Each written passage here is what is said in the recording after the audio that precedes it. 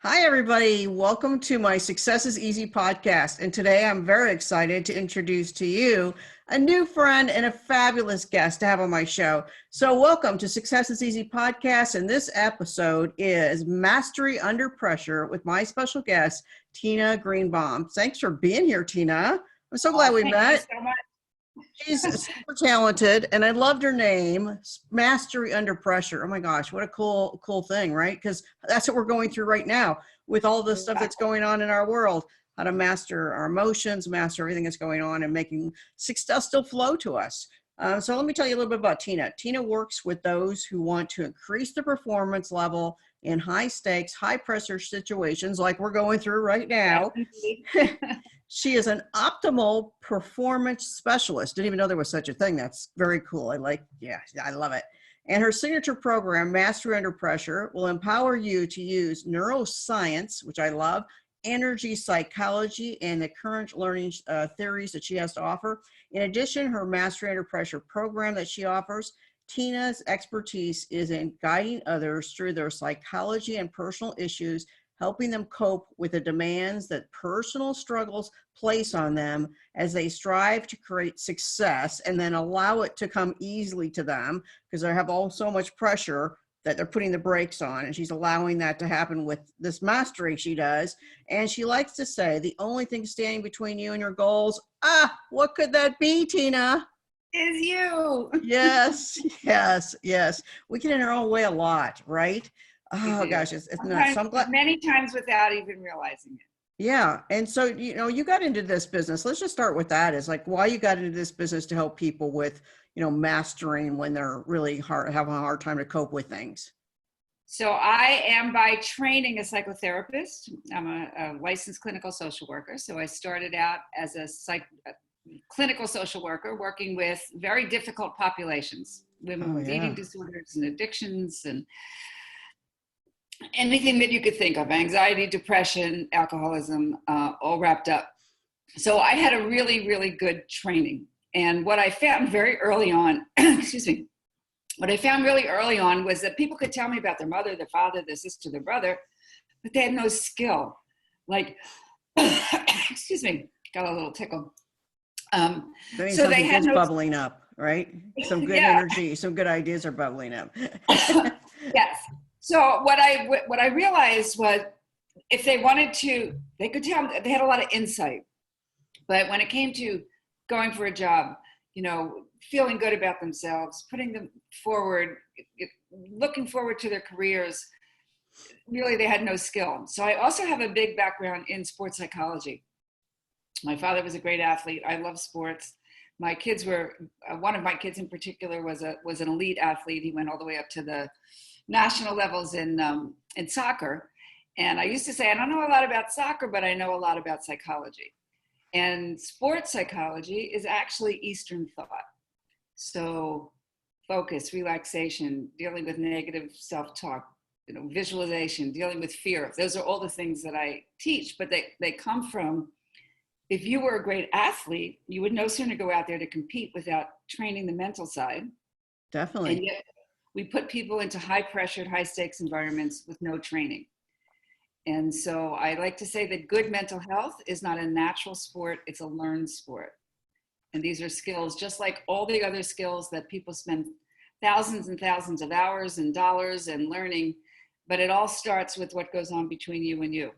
Right. And, there's these seminar junkies, I've been putting on seminars for 15 years, but I'm no junkie. I'm implementing. But I see people come back over and over and over again. Those people are like, why are you showing up? I call them out when they come to my event. So if they come to my event, the third time for sure, sometimes the second time, third time I show up at my event and they haven't done anything. I'm like, why do you keep showing up? You're not doing anything. There's just just taking space because, if you're just sitting here just thinking you're going to learn, this is going to rub off on you. It's not going to happen. There's something still stuck. Like they say, I want this. I want success to come to me, but they keep blocking it. And I'm sure you see that. I think you bring up a really good point because a lot of times people do want it, but they don't know how to get beyond it. I say a lot of times what I teach is common knowledge, but not common practice. And if you don't know why you're not moving forward, then that's the time to get help, rather than spending, again, a fortune on things that are not bringing you results. What I love about my work, and maybe probably you do too, I like to get the root problem. Like, why are you not moving forward? Not Right. judging you, not being mad at you, not, it's like the how come. And if you don't know the answer because you don't have really good access to your own unconscious material, which is where everything is laid down and everything operates from the unconscious. And we spend in our Western culture all our time up. I always say, what do you do? And people ask me, I say, I teach people how to get below the neck, because there is a universe in the body that gives us information. So I come from a body-mind experience, and these two things have to be able to communicate with one another. Otherwise, we're only working with half a deck. Right. And a lot of times people just can't figure it out. They cannot figure it out on their own. That's why they need you. So then they haven't worked on the mastery thing. They just keep stuck. So a gentleman came to my event. It was at least the third time he came to my event. And he came up to me and he said, Deb, I've been to your highly paid expert workshop 3 times now, and I've been surrounded by all of these masters, the high level speakers. I've studied you, I've studied them, and why can't I move? I've wanted to be a speaker for over 20 years, and why can't I do it? I said, I don't have the answer to that, but you have the answer to that. It's right there in your head. And I pointed to his head, and he goes, oh, that's so brilliant. No one's ever told me that. I'm thinking, what the hell? But again, it isn't just the head. You had to go deeper, obviously. And that's right. And we don't know the path because we haven't been taught. That's not our culture. We don't think that way. Our parents didn't learn this stuff. My parents were wonderful parents, but they didn't know the depth of the ways that we could get to things that I have learned, through my education, training. Right. And so many people just get stuck, and then you think all those opportunities, it's so easy. See, here it was, success just surrounding him. It's so much easier to be successful than it is to fail. And here it is, success just surrounding him. And he's like, it's all there. He saw it. It's all there. And why can't I tap into this? And it had nothing one of the other things that I'd love to say in terms of the audience that we're talking to, which is a small business owner, which is what I've been for the last 30 some years. And just like being a business owner, you have your area of expertise. So my area is in the counseling and the psychology piece. And then I also have to be a business owner. And there's a lot of things that I may not know as a business owner. And so thinking that I could do it all by myself is a myth. And surrounding yourself with really good people who can do the things that you don't do, or even point out the things that you're not doing, is so critical for a business to be successful. So you mentioned that too, small business owners. So what do you think is some of the biggest mistakes small business owners make when they come to like almost self-sabotaging themselves? So I believe people get to a certain level and then they tap out. Like you can only make so much money or have so much success. So Harv Eker, which I took so many years ago, Secrets of the Millionaire Mind, he says your money mindset is your mindset.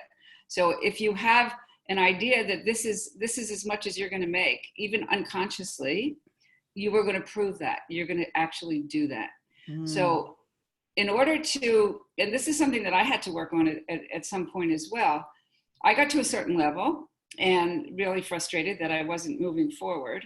And so number one, I had to be brutally honest with myself. Yeah. Like, what's going on? Why am I not further along, given how hard I work and how good I think I am at what I do? And I'm still not reaching those levels that I want. So I had to start to look around and ask, and what's going on, different places that I would go, and I would study other people. I'd study myself. And then what I realized is that I needed to surround myself with people that could appreciate what I do and also work at the level that I do. So I love big minds. I like really smart people, really creative people, because I love challenges. And so I made a commitment that I needed to up-level myself. I needed to, I've been doing this now, it's coming on 37 years, just about 37 years. And then I just started to look around and I looked at other people who were highly successful. How many years have you been doing what you do, and how much do you know? And you couldn't possibly know what I know about my business because it's not your business. Right. So I just had to really own, I know a lot. I'm really good at this. And I had to act as if I was really the expert that I am. So again, it comes back to the mindset of, I really called it up leveling myself. So that when I would meet somebody and I would talk to them, no matter who it was, you know, I'd reach my hand out and say, hi, how are you? With a, you know, just even the body language, you know, just getting tall and straight and feeling really good about me. And just remembering, my goodness, how many hours I have put into this, how many thousands of dollars in training, and come to that meeting or to that person with that psyche, you know, with that mindset. Yeah, I can help you. Yeah, definitely. So a couple points you pointed out there, you know, the money mindset thing, and then also getting yourself ready for that. So, you know, many years ago, I went to T Harv Records event and shifted me too. I was making a lot of money and I was going through it. I was like, you know, almost getting rid of it because I didn't feel worthy because it was coming fast. I had to learn that. I didn't learn that from growing up, and I learned bad habits about money, you know, and throwing money away like my dad did, and throwing, you know, kind of gambling on businesses and stuff like that. So there's a level of risk you take, and there's a level of, you know, going slower to get it to the right level. But when you, a couple of things you also said about, you know, kind of tapping into that confidence level, how you present yourself and up level. So people have to get to a point where they're saying to themselves, I'm worthy enough to tap into my confidence and up level to bigger mindsets. And so this is a really important thing, okay? Because when we use affirmations, this is kind of my personal opinion, and we say, I'm really worthy, I'm really good, but there's another part of it that says, you got to be kidding, you know, you're right. You're not really there, you know. So that's where the sabotage comes in. So we have to have our whole body, mind has to be in alignment and agreement that this is the truth. And so when I get into that posture, I feel it. I feel it in my gut. And, you know, so as people are starting to look at this and think about this, it's like, do you really believe it? And if you don't believe it, why don't you believe it? Just the way that you just used your example. Well, I'm not even worthy of having all this money. If you don't know that, and you're not conscious of it, you will continue to do the same thing over and over and over and over and over again. Like a broken record, you know, and it's like, why can't I get, and then they get all frustrated. Well, I can't get ahead. I can't do this. And yeah, because you've done it. It's so powerful, the mind, and what you teach here is the, you know, the mastering it. So give us an example of somebody that you saw like tap in and really change from your tutelage of this, you know, they've mastered it. So one of my favorite stories is a client who is French, and she was raised in a very proper French home. Her father was a restaurateur. He owned a restaurant, and she worked in the restaurant for many years. So she had a lot of knowledge, and she came to New York, which is where I was living at the time. And she became a manager of a pretty upscale restaurant. And so what she found was she was great with her employees. You know, she was great at building teams and getting a lot of agreement, but she would walk into the kitchen where this crazy chef was. And as soon as he started to kind of be very condescending, she would shrink. She would just fall apart. And so that was sort of her presenting, quote, her presenting thing that she came and we started to work on. And by the time we finished, she's still a client now, then went on to 5-star restaurants and big hotels, and now we just do executive coaching. And but she really kind of used that chef as the example, because he was very much like her dad, who was you know, kind of very strong, and when we think of the arrogant French, he was at the top of the list. But she learned how to manage him. She learned how to have enough confidence within herself that she could see him as an equal.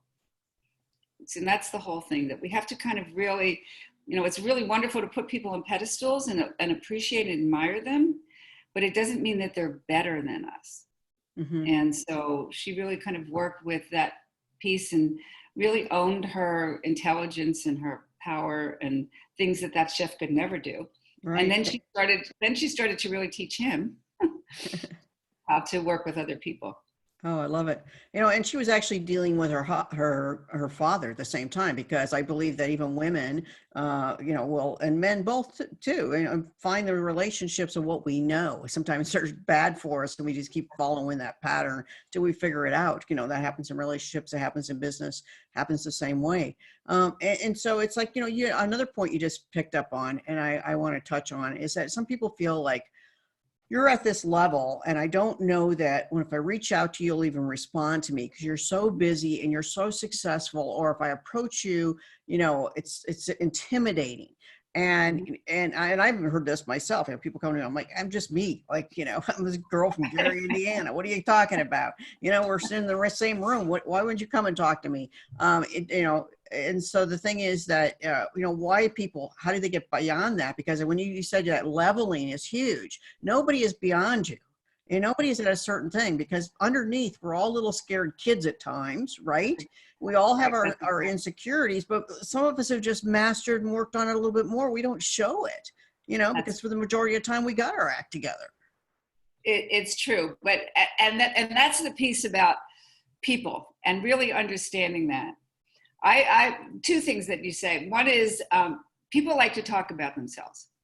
So when you ask somebody who you think is untouchable, the truth is, if they're the kind of person that you really admire, they're going to be a person that is humble. Not everybody's that way, okay? And if somebody doesn't have time and they're snotty and well, then they may not be the person for you. Right. But for the most part, people like helping other people. And if we just kind of flip it around a little bit, and if somebody came and asked you about what you were doing, my guess is that they would be very gracious. So Most I had definitely. somebody very recently who found me online, and I have, which I'm going to offer at the end of this, a quiz that people can take. And so she took my quiz online, and if you have an interest in actually moving forward, then you can make an appointment with me. So she makes an appointment, and I made this appointment with her. It was a 30-minute complimentary consultation. And I knew she was in Denmark, or the Netherlands. Mm, And I knew that she really didn't have the money to pay me, you know, my regular fee, but I had a small program that I could sell her, and I sold her for next to nothing. And she was like, "Oh my God, you're so famous. You know, I can't believe that you're doing." I mean, like, I was so mm, touched that she actually reached out to me. right. And I was so pleased and happy that I had something that I could give her. And so, in answer to your question, go for it. Right. Well, you know, it's because you know, people don't realize that very successful people are willing to help people more than the average person. The average person who is struggling, that holds back, like, I can't share any secrets because my competition will get it. Or, you know, if I tell them my secrets, they'll go and move ahead of me. Those are insecure people that are not successful. Successful people have already done it. They've had people that have helped them. They're more likely to help you. People at higher levels are more likely to help you than people at lower levels. And people don't get that because it's just a success. Success is a cycle. And when you have success, you have to share it. And anybody who has a high level of success has had people share it with them. And that's what most people just don't get, that they're more likely. And it's how you ask, because there's a whole chapter in my book of how you ask people, you know, Mm-hmm. to help you. And again, she just shared her story. You felt compelled, I want to help her.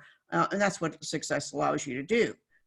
But, you know, don't you feel that too, that, you know, that most successful people are willing to give a lot more? Absolutely. Absolutely. When I think about the people in my circle now that I have reached out to and made created relationships with, I'll tell you another story. There's somebody in our group from C-suite where somebody I had been working with this person, you know, hoping that he would hire me and hoping that he would hire me, and he kept putting me off, but kept calling back and whatever. And so finally, like right before I was getting ready to go on vacation, I was going to on New Year's. We were going to Thailand, and so the night before, I get a call back from this guy, send me a proposal. So it was at 8 o'clock at night, and I texted one of our friends, you know, one of my colleagues, and I said, I need help. really want this proposal to be really very professional. And he comes from a big corporate thing. He sat with me for well over an hour, hour and a half, helped me write the whole proposal. I Wow. sent it out, and there it was. And it was like, it was such a gift to me and I felt really good about the way it looked, and, and the whole thing. Had I not reached out, I would have sent him something perhaps as a small business owner, as opposed to a more professional corporate, kind of thing, because of the Or he corporation. saw it. Did you Right. get the deal? It's still pending. Now this all happened with coronavirus. So, Okay. It's going to come. It's all going to come. It's a little bump. Yeah. It's a little pause. That's all it is. and Awesome. at the same time though, but what's really important is I have reached out to him several times and just said, I'm here, complimentary. If you need anything, please get in touch. He hasn't, but that's okay. Right. And it's making And yourself visible. Well, and I and think it's, yeah, the confidence of knowing, like reaching out, knowing the confidence of knowing that you're going to have success, that you're going to get clients versus being pushy. Because when you're not feeling successful or you're not feeling confident and then you're pushing, and that's what a lot of people do. They'll push, and that push will push people away versus bring success and money to them. And that's probably another part of the mindset mastery that you teach as well. Absolutely. It's based on many years ago, I had a healer who said to me, Tina, you have to work spiritually. And I didn't really have the faintest idea what he meant at the time. And I found a book as I was kind of walking down the street one time, and the book says, You Can Have It All, by this guy, Arnold Patton. This is maybe 20, 25 years ago already. And I read the book, I opened up the book, and he talked about universal principles. There are certain things that are just part of the universe. And, the sun rises in the east and sets in the west, the rivers run downstream. And there's certain things that if we follow the flow of the way the universe works, life works. And if we don't, it doesn't. We keep bucking up against ourselves, and that resistance that we push up. And when you see martial arts, and you see somebody pushing, and then somebody moves away, and so it's really understanding at a very, very big level how the universe works. And that's when you talk about success is easy. It's because you're following certain principles. Most definitely. Of how life works, giving and receiving. So what we were just talking about is people, in order to receive, you have to be able to give. And in order to give, you have to be able to receive, because it's a cycle. Right. And there's certain laws I mentioned that in the book too. The law of attraction is one thing, but it's not enough to make it work. You also need the universal law of action.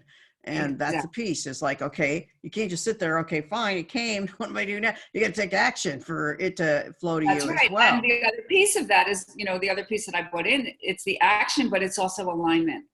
That every part of, when I keep going like this all the time, kind of like this straight line from head to toe, that every part of me agrees that this is something worth going for, because we need that energy.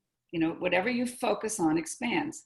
So if you focus on the negative energy, okay, that's what's going to expand. And if you focus on something, again, I call it productive thinking. Do my thoughts produce something useful? It's not just positive thinking. If I believe that I can do this, and I believe it down in my toes, and I talk to myself that, come on, you can do this, but not like you could do this, you can do it. I mean, right. The energy piece is so incredibly important that we feel it, not just the words. And I know that my listeners need what you have, because I didn't realize even that I needed it when I was already still successful in my business. And I started working with a personal development person that I respected, was my coach at the time, similar to a lot of things that you do, teaching that mastery.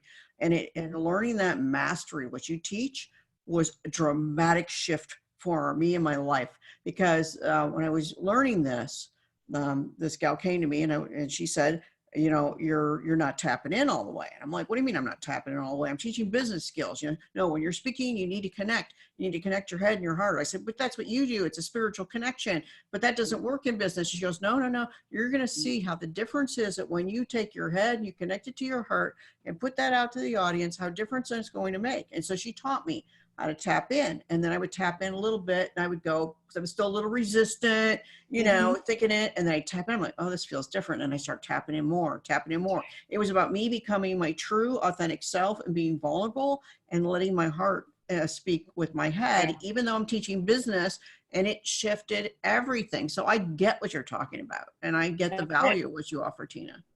That's it. And it doesn't come overnight. You say success is easy, but this is not necessarily easy. We have to be willing to face ourselves. Just like you said, I tried this and then I waited and I saw the results, and then I tried it again, because what we're doing, bringing it into the neuroscience, we're building new neural pathways into actually the brain and the cells. And so that when a situation comes up, the old self, the one that kind of pulls back and withdraws, and she's still there, he's still there, but he's not activated.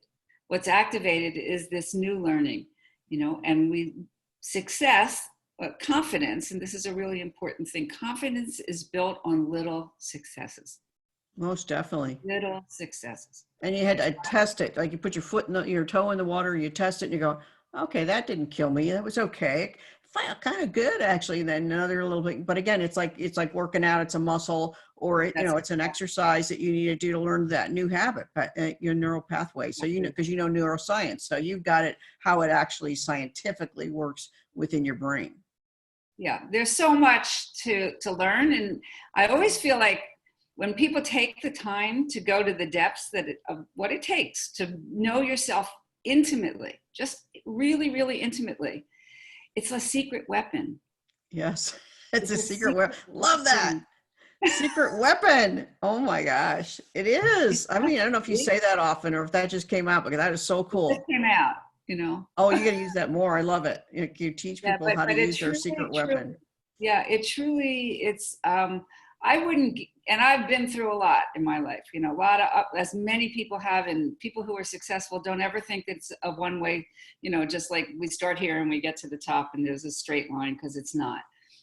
For most people, and most really successful people I know, have had major ups and downs and bankruptcies and, picking themselves back up again. And so that resilience, some people are more naturally resilient than others. They just are. They see things in a certain way, but resiliency can be learned. Mm-hmm, most definitely. Most definitely, and practiced over and over and over again.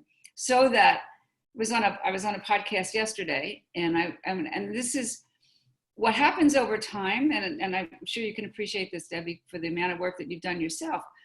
I feel like I'm like this tuned instrument. I pick up everything. I pick up people's nuances. I pick up tones of voice.